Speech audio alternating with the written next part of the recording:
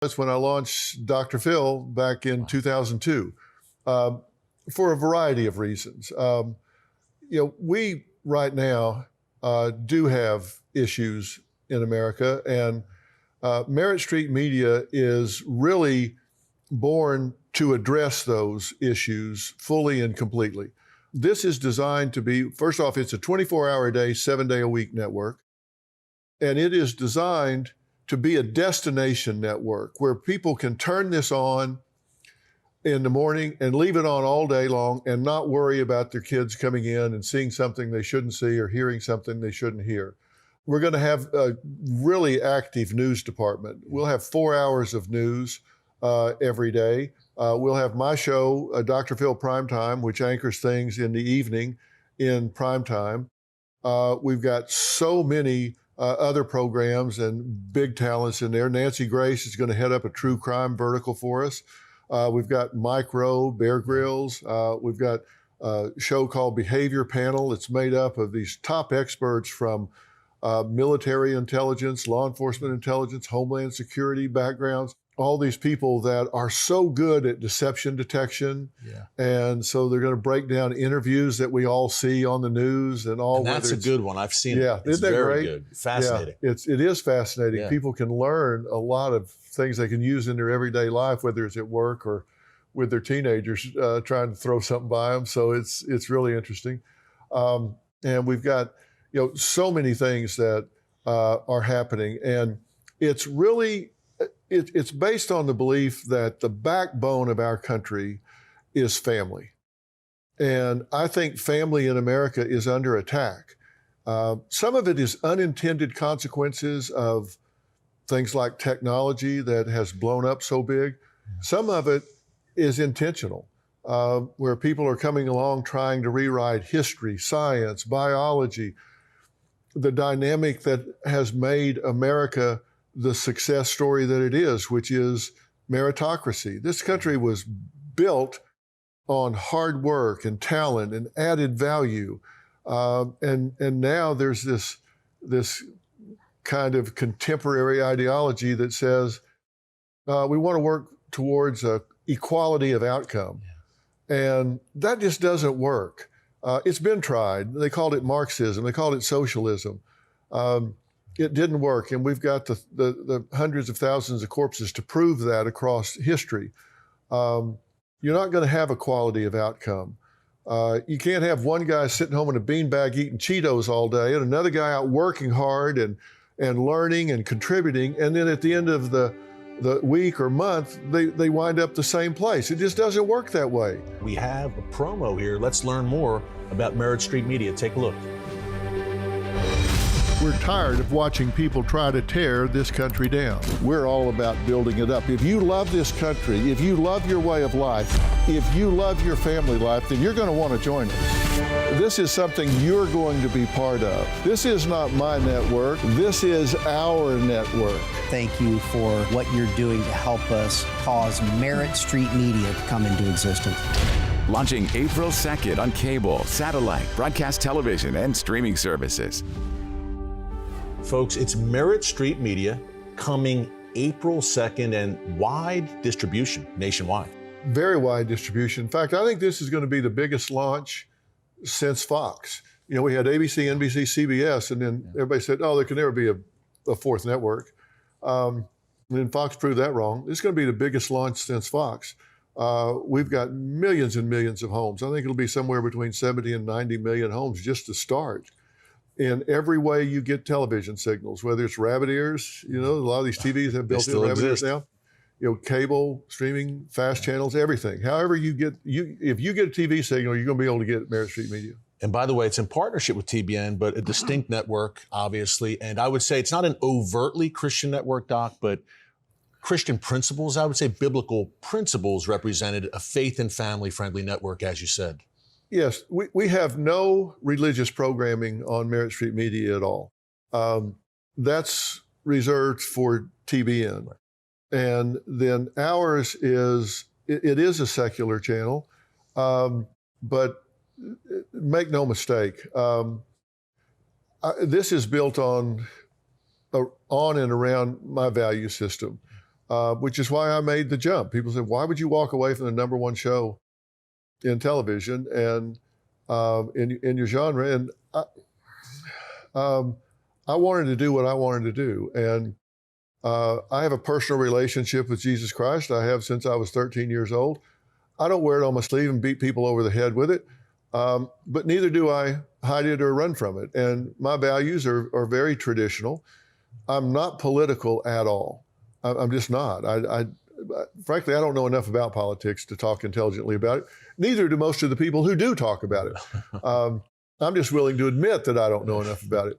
But I do know about values. I do know about what makes a family strong and what makes a community strong, the collective personality of the community, the region, the state, the nation, and those are the things we're going to talk about. Everything you've accomplished over the past 25 years on TV, really in the public realm, and going far beyond that, way back, everything you've accomplished, you believe, was leading you up to this moment right now. You know, I really do. And that's not true of everybody, unfortunately, because people, jump careers and do stuff. There's no reason not to do that. It's just, in my case, it's just worked out where everything I've ever done, I believe, has prepared me for what I'm now doing.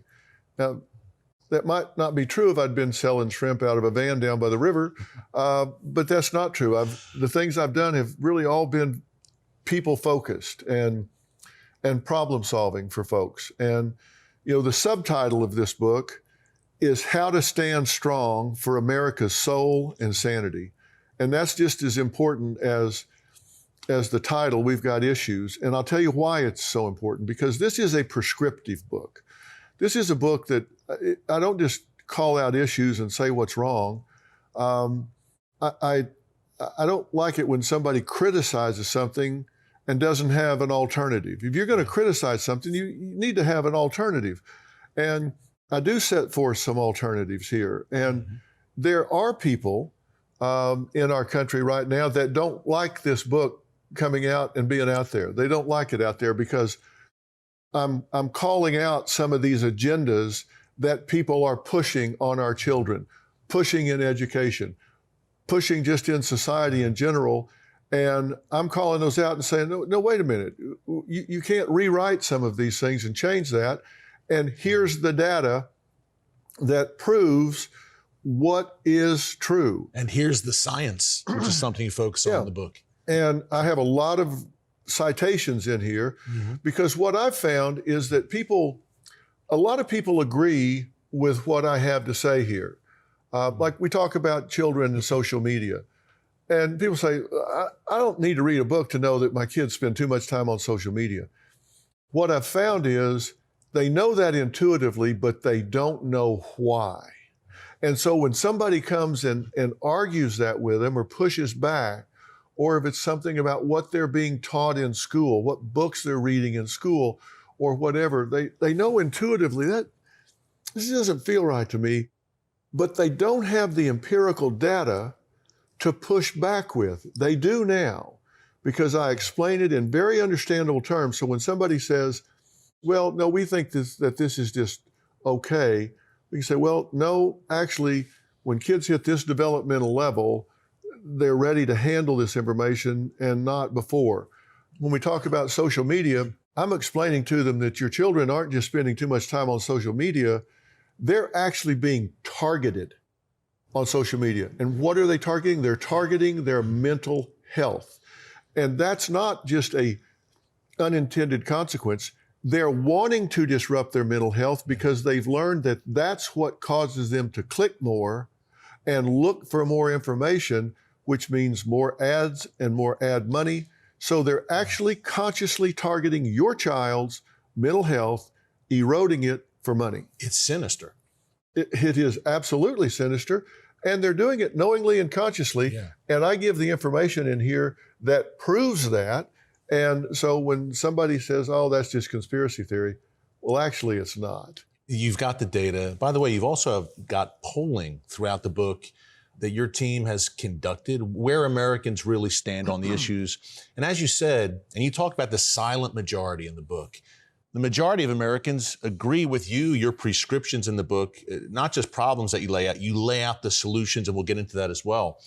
But the silent majority of Americans agrees with these common sense prescriptions that you lay out, and we've got issues. Why aren't people speaking out? Is social media and the pile-on there the major reason? I think it is. We cite some research in here that the percentage of people that are reluctant to express their opinions has tripled since 1950. In 75 years, the number of people that don't want to speak out and say, here's how I feel about this issue, has tripled.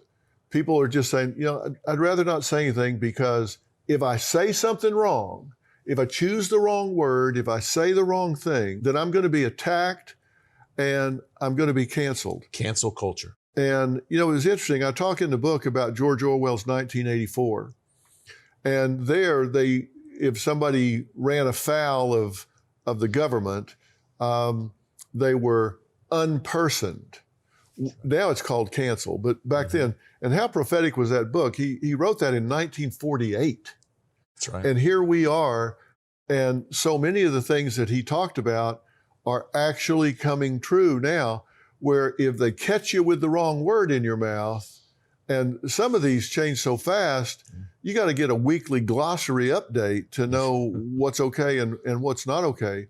And people's lives are being ruined over this. They're calling their jobs. Yeah. We've had more professors disciplined, suspended, or fired from universities than we have seen since the McCarthy era, because our students are going in and saying, well, they use this word or that word, or they asked me to do an assignment that is contrary to my political beliefs, and that upset me. So I'm complaining about that. I feel assaulted by the language. And I felt like there was a microaggression being used against me. I think one of the fascinating things that you bring out in the book is that the people pushing this, and you use the word intentionally, many of them, and it is sinister, they are a fringe element. Thankfully, this is not a majority of Americans. Yeah. This is a fringe but very vocal and influential element. It's not pushing even this a minority. madness. It is the fringe. Yeah. And because they're trying to silence me and silence this book, that's why I need people to stand up, get this book, read this book, and empower themselves. And we have to fight back. And one way to fight back is by learning what's in this book so you can speak up and do it with facts. One of the things I love about the book is the theme of protecting children. That is something that runs throughout. This is near and dear to your heart. Your work, obviously, on the Dr. Phil daytime show for 21 years, Dr. Phil primetime now on Merritt Street. You've been a defender of the young, of children, and you call out, in particular, our elite universities and colleges, talking about how the educational system now, the public education system, the university system, has become an incubator for radicalism, and why that's such a problem nationwide. Well, it's a problem because we're not teaching young people critical thinking. Critical thinking is a skill. It's a learned skill where you have the ability to take a situation and break it down, look at the various alternatives, and deduce what makes sense, what doesn't make sense, reject certain alternatives, hypotheses, and come up with what withstands challenge. And I saw it really pronounced when we had the Hamas invasion of Israel on October 7th. And I started to see things on many, many campuses, but it really jumped out on elite campuses like Harvard and MIT and Stanford and right away. This was October 8th. They were out there. Right away. And what they're doing is celebrating Hamas. At first, there was a thin veil where they were saying Palestinians, but pretty soon they even dropped that. And the fact is, they're saying, well, we think that they're fighting against oppression. Everything is oppressor and oppressed. Mm-hmm. And they decide that these are the oppressed. And then they start saying, we need a ceasefire. Well, we had a ceasefire October 6th, and then October And who 7th, broke it? it was broken by Hamas. And before I spoke about this, I said, I can't do this based on just hearing what people say. If I'm going to speak on this, I need to see what happened. And I spoke to the Israeli consulate, and they had the IDF fly into Dallas and under guard bring me some unreleased footage, some classified footage of what happened that day. You can't unsee this. I'm just telling you, you can't unsee this. And what happened was so brutal, so evil, so murderous that it defies description. And I can tell you, when you come in and invade soft targets, non-combatants, unarmed civilians in their homes, Who were in bed 6:30 in the morning on a holiday, no less. yes, and you're killing infants in their cribs, and they're in blood this deep, and I won't go into more detail than that. And then they say, well, they retaliated and dropped bombs in Gaza, and children were killed there. I hate for any child, any person to die, of course, from any act of violence, but these are acts of war and retaliation, and these were collateral to bombings. That's not the same as going in and targeting an infant in their bed. They come in and do this raid and then go back and hide among the civilian population. I don't know what people thought they were going to do, but I saw signs, gays for Palestine. Really? What you should do is take that banner and go walk into Gaza and see how far you get. They're actually celebrating people that would kill them where they stand just because they're gay. And women are so second-class citizen in that country, in that population. They're just not critical thinkers. And I heard things being said that I hadn't heard since the Hitler Youth rallies. And that's happening in America. That's happening. And Among the elite of the elites. And I had to call it supposedly. out. I had to call it out, and I did. You did, and that video went viral. And Doc, I told you off screen, I was in Israel recently, and many Israelis came up to me and said, God bless Dr. Phil for what you said. It's Dr. Phil unshackled now, in a sense, with Merritt Street. One of the strains running through this protest, I think, and you unpack this in the book, We've Got Issues, is the social justice movement, I guess you would say, but they pick a certain topic and they key on it and they demonize people who they don't agree with. You call it a victimization culture. Talk more about that. Well, they are what I refer to as social justice warriors, which often, if they're at universities or whatever, it's not their job. Their job is to teach economics or history or whatever, but they decide their own agenda. So you're getting an education that you didn't choose or pay for. But everything is, among a certain portion of America, everything is seen as a dichotomy, the oppressor and the oppressed. And if you are successful in any way, you're an oppressor. And if you're less successful, you're oppressed. And so you're a victim. And let me tell you, there is no time that a government is ever going to entitle you to self-worth, entitle you to self-esteem, entitle you to competency.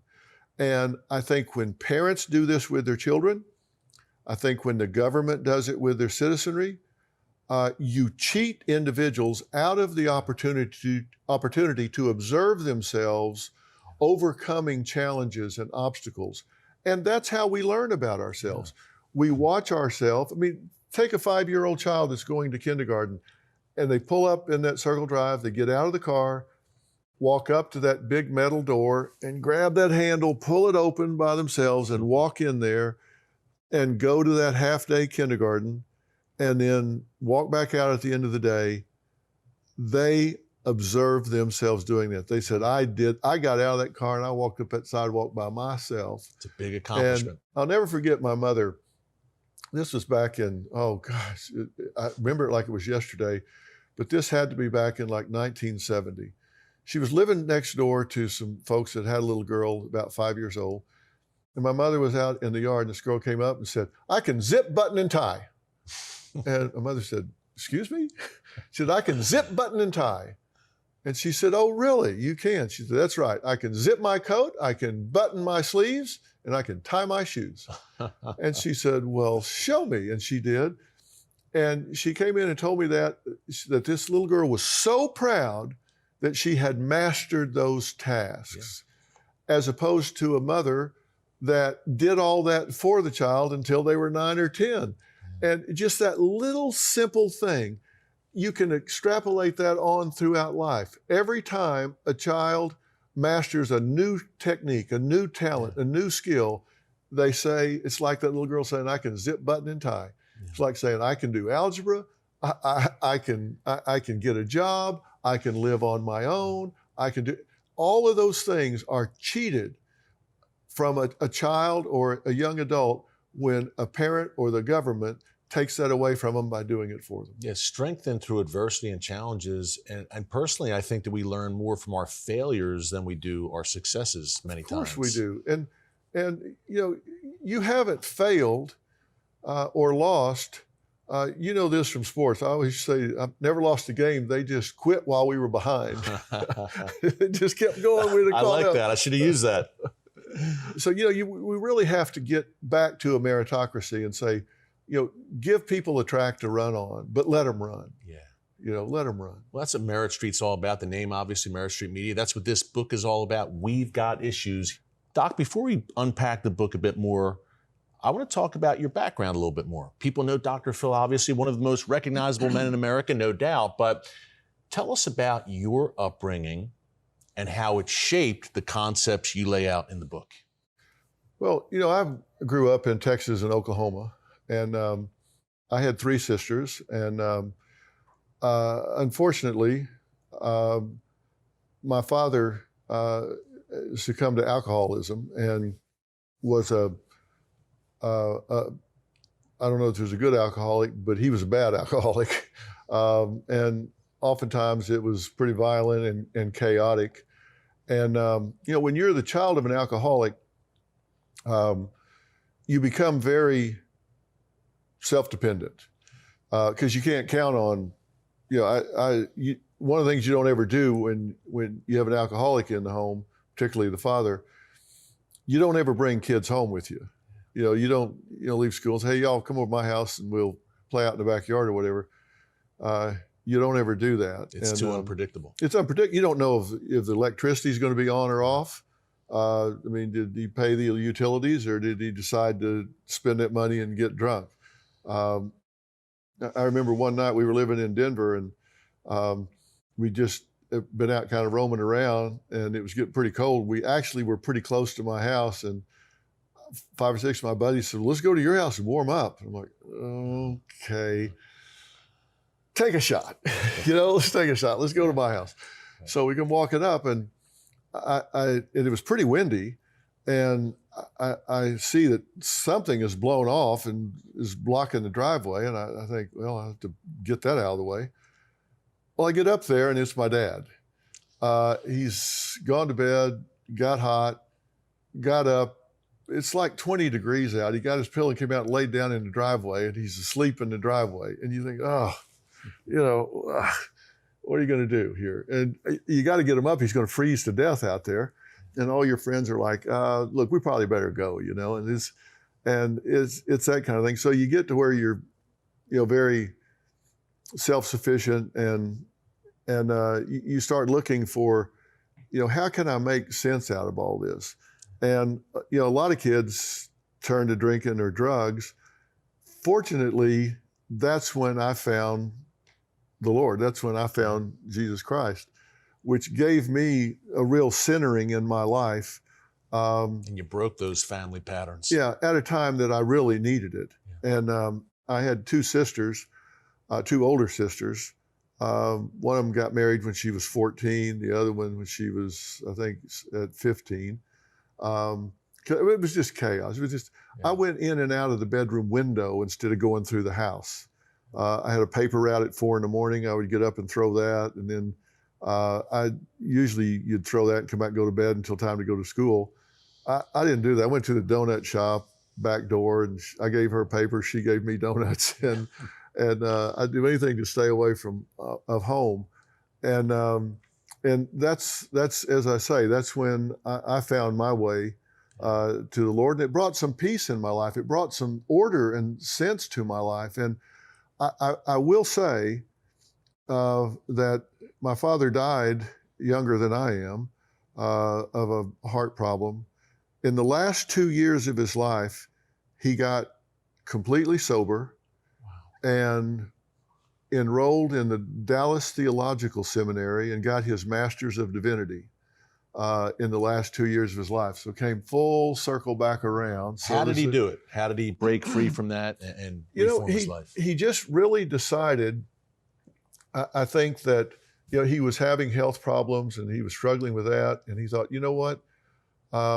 I need to require more of myself, and I don't know how much longer I'm going to be here. I want to make the most of it, and decided to do that. And he was teaching a Sunday school class at his church in Dallas, and they let him teach this Sunday school class. And the first Sunday, I think he had 3 or 5 people in the Sunday school class. And the day he died, he walked into a Sunday school class, put down his briefcase, opened it up, and fell over right there doing what he loved the most. And I think in attendance that day were over 300 people in his Sunday school class. Wow. It had grown that much because he was so authentic about the road he had traveled. Now, if your dad could do it, I mean, hey, lying in the driveway in 20-degree weather, passed out drunk, he turned it around completely. If he can do it, anyone can do it. That's what I think. And he was an amazing athlete. I think that's what's really gave him the drive to do it and find his way to the Lord and turned him around. And we had some wonderful times before we lost. And we lost him. I remember when they told him, we knew ahead of time his heart was failing. And he was a character. He went to the doctor that day, came home, and I said, well, how'd it go? He said, well, don't buy me any green bananas. He kind of made a joke of it, but he was at peace. Doc, I'm so glad you shared that. I think a lot of our viewers may not have known that. They've always just thought, well, Dr. Phil's always been Dr. Phil. But hey, there's humble beginnings and a backstory here. You had to work your tail off to get to where you are right now. I was living on the street when I was 14, because I was with my dad and just the two of us, and he wasn't really able to do much, and so it just didn't work out well. But you know what? That's what I say. Everything I've ever done has prepared me for what I'm now doing. I understand people from different walks of life. I've been there. That had to shape, obviously, what you went on to do, the Dr. Phil Show, and not cancel culture. In the book, you call it counsel culture. Did that kind of stir your passions, your upbringing for doing what you're doing now?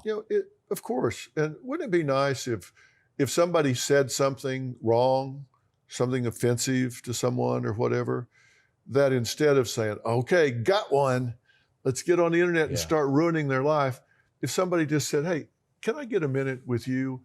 And pulled them to the side and say, listen, I don't run your life or whatever, but I want to tell you that what you said was hurtful to me and maybe to a lot of other people. And I'm going to trust that maybe your heart's not dark. And I just wanted to tell you, and do with it as you will, but I'm hoping maybe you'll think through it and come at this a different way. Counsel with them and say, look, I love you, I forgive you, I'm not going to attack you, but I just wanted to let you know and hope maybe you'll think about it the next time. Wouldn't that be nice instead of calling their work and trying to get them fired? Yeah, and is that possible now in this social media culture? Hey, social media is here to stay most likely. How can we navigate that? In the book, you lay out the algorithms, you talk about deprogramming, and you talk about the fact that today people are mainly, it seems, on both sides shouting at each other and not trying to have the kind of rational conversation, respectful conversation that you just described. Well, I said there are 10 principles in the book that I set out that I think are critical for a healthy society, a healthy culture. And 2 of them sound very simple, which I'm really proud of, because I think the best solutions are elegant. Yeah. They're very simple. And these 2 are really related. And one of them is work really hard to understand someone else's point of view. Work really hard to understand their point of view instead of just shutting them down. Too many of us have confirmation bias where all we want to see is something that confirms how we already feel. And in fact, the research says if you bring someone like that evidence to the contrary, it deepens their resolve. It doesn't, you bring them data, it deepens, they dig their heels in even more, unless you make them aware of that tendency. But work really hard to understand somebody else's point of view. Now, I'll tell you how critical that is. The FBI, I work a lot with law enforcement. Mm-hmm. I do training with law enforcement, talk about interrogation techniques, deception detection, getting to the truth. And in the courts in a former life as well, big time. Negotiating with hostage takers, all kinds of things are so interesting to me. Yeah.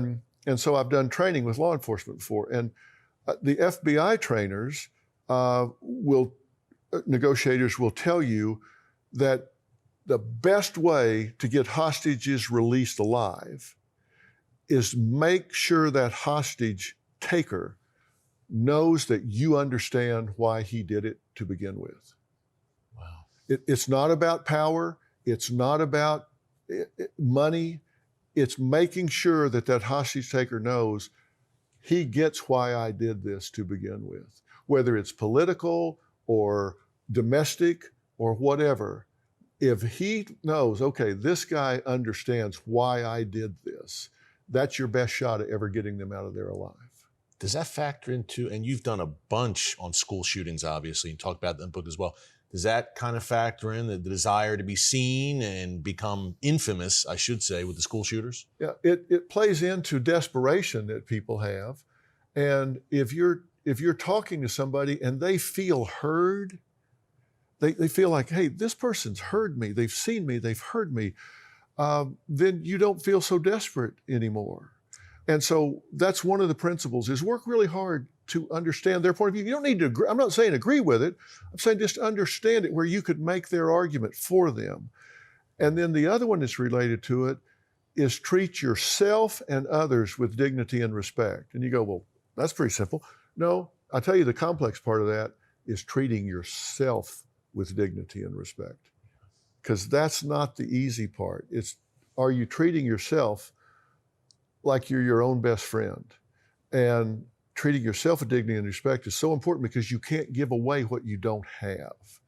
If you don't have dignity, you don't have respect, you can't give it to the other person. Young people, and again, your heart for young people is obvious throughout the book, but the levels of loneliness and depression, and that was exacerbated, I think, by the COVID lockdowns, and you've talked about that, including on The View, of all places. Talk about the state of our young people today and this mental health crisis and how we can overcome this. I did talk about it on The View, because I'll go anywhere and talk to anybody. I don't care how left or liberal or woke or whatever they are, because that's what we need to do, right? We need to, you don't just want to preach to the choir. You want to go talk to the other side of these things. So I'll go anywhere and debate anybody on anything that I have knowledge of. Like, don't ask me to debate you about your 401k. I can't add 2 and 2 and get 5 every time. So I'm the last guy to talk about that. But the things I know about, I talk about. And this book is so researched, you have no idea. I mean, I've got a brain room made up of college professors. that meticulously footnoted. Oh my gosh. That's why it took so long to write, because it's triple checked. I wanted to make sure everything in there was up to the minute and accurate. And you poured your heart into this book. I did. And that's obvious on every page. You love America. You love this country. I do. I'm so glad I'm an American. I love this country. I stand up when the flag goes by. I put my hand over my heart when they play the national anthem, and I'm proud to be an American. And do we have problems? Of course we do, but that's just a to-do list. Mm-hmm. And if I got a hill to climb, I'd rather climb it in this country than any other on the globe. I'll tell you that much. Amen. And I don't care if you start on third base, dugout, or dumpster. Wherever you start, this is the best place to start that climb. And we had a major event in our lives. And that was in 08-09 when the smartphone came out. Changed everything, did it not? Yes, it did. Because up until that time, everybody was going around like this, how you doing? Hey, what's up? And then it became this. We became fascinated with the screen. And something happened to our young people. They stopped living their lives and they started watching other people live their lives. And here's the problem. The lives they were watching being lived were fictional. They weren't real. And they compared themselves and their life to what they were watching on this screen. And I've had a lot of these influencers on my show, and they say, that life's not real. Like they'll say, I put up a video of me getting dressed in all of these super looking clothes and all that, and say I'm getting ready to go to the Oscars or some big event. And then I cut the tape and I carefully take those clothes off because they have to go back to the store. I don't own those. Out come the sweatpants. They've still got the tags on them. Yeah. Then I put on my sweats and get on the couch because I'm not going to the Oscars. I couldn't get in the Oscars if I snuck in the back door. But the kids don't know that. And so they look at this and say, I don't have those clothes. I don't get to go to those fun places. There is a warehouse in Santa Monica, California, that has a fake fuselage to a private jet in it.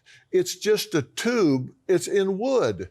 And it's got a seat and a window there. This actually exists. It actually exists. They rent it out by 15-minute intervals. And these influencers go out there and they put on their ski clothes and stuff, take a video, say, well, I'm off to Aspen. We're going to got a great ski weekend and all that. And then as soon as they get that video made, they quick change clothes and put on some stuff that they would wear to the beach and say, hey, I'm off to Cabo, I'm off to this, that. And they shoot all this like they're on a private jet with champagne sitting on the fold-out table in front of them. They're in a warehouse in Santa Monica. This is actually unbelievable. We're completely believable, but I had no idea. And I can tell you, and I were talking off camera, Doc, look, you've got grandkids roughly the same age as my two daughters. They're 17 and 13, my daughters. Hey, look, they're absolutely looking at these influencers on Instagram and other social media platforms. And you made the point to me off camera that, look, it seems that most kids today, they aspire to be not doctors, lawyers, but influencers. It's something well over 50% of teenagers want to be an influencer rather than get into professions. They want to be an influencer. They have no idea how many tens of thousands of hours you have to be viewed before they even let you monetize it, and how many thousands of followers you have to have. And the average career of an influencer is less than 8 years, and then they just disappear. There's no career. I mean, it's a flash in the pan, and a small percentage ever get to where they make so much as $100. But there are some that make big money, and it's like the NBA or anything else. There are some that do really well, and everybody aspires to be that. But these cell phones came out, and these iPads came out, and they were revolutionary. I mean, it's great that they came out, but there's more computing power right there than we had when we put the man on the moon. And these kids have this, and what happened a year later is we saw the biggest spike in anxiety, depression, loneliness, suicide ideation, and suicidality than since records had started being kept. That fast. It was almost instantaneous. And it has continued to grow since then. 10 years, fast forward 10 years, COVID hits. They shut down the schools for 2 weeks. The curve, We're gonna take a break here. Right, you're right. Get our arms around this. I said, okay, I can get behind that. Then it was going to be 2 months. This started in March. They said, we're just going to do it through the end of the year. I said, bad idea. Then they say, well, we're not going to have summer school. We're not going to come back in the fall. I went on the air at that point and said, let me tell you people something. We'll be very clear here. Quarantining these children like this is going to create more damage than this virus ever will to these children. And people said I was some kind of crazy man, some kind of heretic. And let me point this out. The people who were keeping the records about the levels of mental illness among our young people are the same people that made the decision to shut down the schools, to take away the support system where these kids got social interaction, competition, educational attainment, all the things that made them able to keep going. They knew they were in a mental health crisis, and they shut down the schools that kept them going. And you know what else happened? When you shut down the schools, you shut down the mandated reporters who are watching these kids looking for abuse, sexual molestation, all of those things that these kids live with at home. And when they shut the schools down, the referrals to DCFS and Child Protective Services dropped anywhere from 40 to 60%. Now, do you think the abuse stopped? Went down 40 to 60%? Of course not. Increased, I'm sure. We sent them home and abandoned them to their abusers behind locked doors. We abandoned these abused and molested children to their abusers and molesters and locked them up. And nobody talks about that. I'm talking about it, but nobody else wants to talk about it.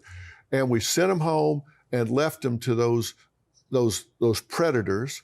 And these are the same people. And when you talk to them about it, they say, well, we did the best we could with what we knew. No, you did not. You did not do the best you could with what you knew, because you knew they were in a mental health crisis. You knew they needed that school for meals, for protection, and for the interaction that kept them growing and moving forward, and you shut it down anyway. And when you shut it down, you had no plan for reopening it. And now you have no plan for closing the academic gap. And we are 34th in math, we are 16th in science, and we are 9th in reading internationally. We are sliding down the hill. We will be feeling the effects of those COVID lockdowns for years and years to come, I fear. I don't know that this generation will close the gap. Somebody needs to be talking about this. And what I want people that are watching right now to decide is, am I delivering the right